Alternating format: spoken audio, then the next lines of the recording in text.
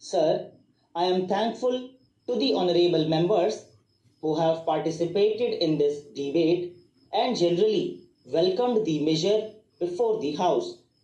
This amending measure of the Motor Vehicles Act, as honorable members may perhaps recollect, has had a very checkered career, and in fact, this amending process started 10 years back. It went to the select committee stage, and a certain finality was given to it at that time. Then it could not be pushed through.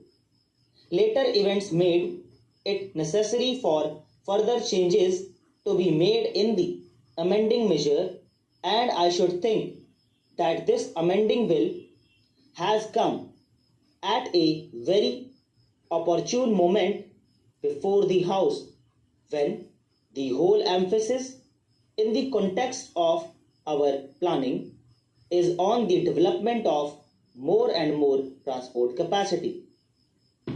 I should like honorable members to view this question in that aspect, and if they do so, they will find that this bill provides for and enables various steps to be taken so that transport capacity can be fully developed.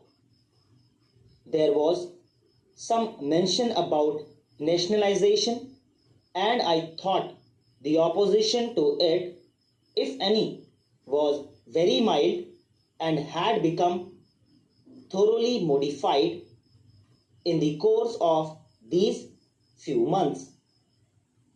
It has come to stay, and that has been very well realized by honorable members who were not perhaps so happy as others regarding this question of nationalization.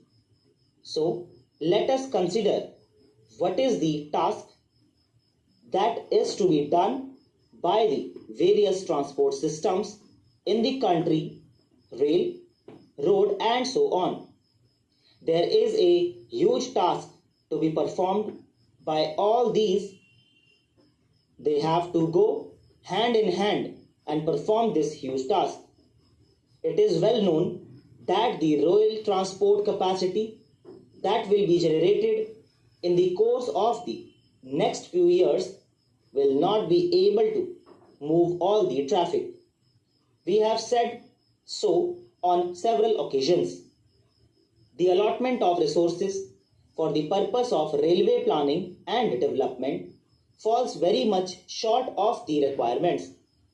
Even as per the original targets, the railways have to expand their capacity by about 42 or 43 million tons, and the additional traffic that will be generated was calculated as 60 and odd million tons. So, even as per the original targets, there was a gap of 17 to 18 million tons. Now, certain targets have undergone an upward revision, for instance, for cement production. It is roughly calculated that the cost of the railway plan will have to go up by another rupees 100 crores to move these additional 50 million tons. So, when there is so much to move and when there is so much traffic offering, there is no question of conflict between rail and road transport. Rail and road transport have to join hands and lift the traffic that will be generated. Viewed from this angle, it will be found that there is no conflict. One honorable member referred to this matter and said that the railways should not adopt a dog in the manger policy. I have no difficulty in agreeing with him. The railways do not propose to follow a dog in the manger policy. Perhaps the honorable member does not know that we have taken various steps towards relaxation of restrictions on inter-regional transport which he was mentioning. He spoke from experience and said that he was a member of the one regional transport authority. Even as far back as 1994, this subject was considered and state governments were advised to relax the restrictions that they were having both on private carriers and public carriers. They were asked to give the utmost freedom to private carriers. Perhaps the position is not very well realized that in our country, the majority of the trucks are only public carriers.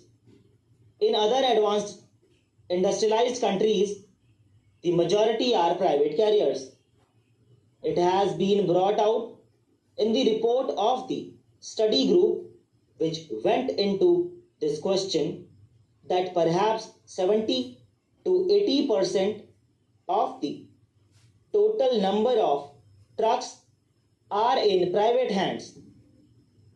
Here also, in our country, the various industrial establishments, new and old, can really go in for owning and operating more and more private carriers.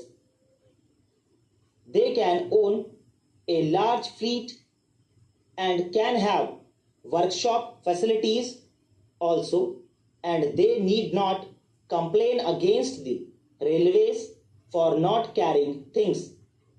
So, the indication is that private industries and new plants and new units that are going to be set up can very well go in for owning a large fleet of private carriers which can carry goods over small distances.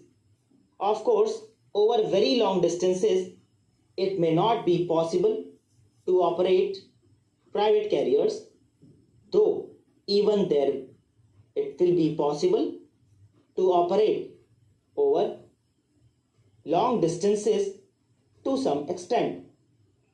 So, there is no question of any conflict, as I said, between rail transport and road transport.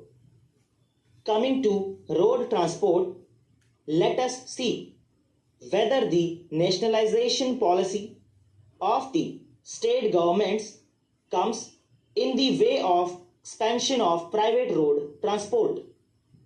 दोस्तों इसी के साथ dictation finish होती है.